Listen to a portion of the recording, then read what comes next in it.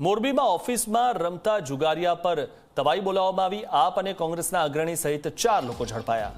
ઘુટુ road પર range આઈજીની ટીમે કાર્યવાહી કરી। કોંગ્રેસનો જયેશ કાલરિયા, આપનો જગદીશ અઘારા ઝડપાયો છે। 1,85,000 રૂપિયા રોકડ સહિત 4 મોબાઈલ જપ્ત કરવામાં આવ્યા। 4 આરોપીઓ સામે મોરબી તાલુકા પોલીસમાં ગુનો નોંધાયો છે।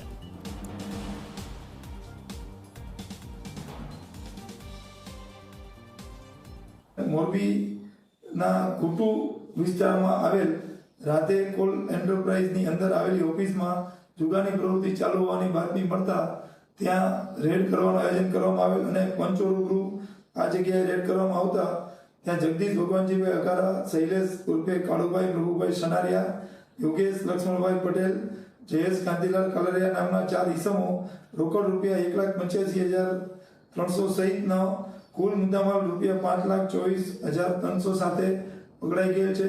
આમાં એમના મોબાઈલ અને વાહનો પર કબજે કરવામાં આવેલ છે।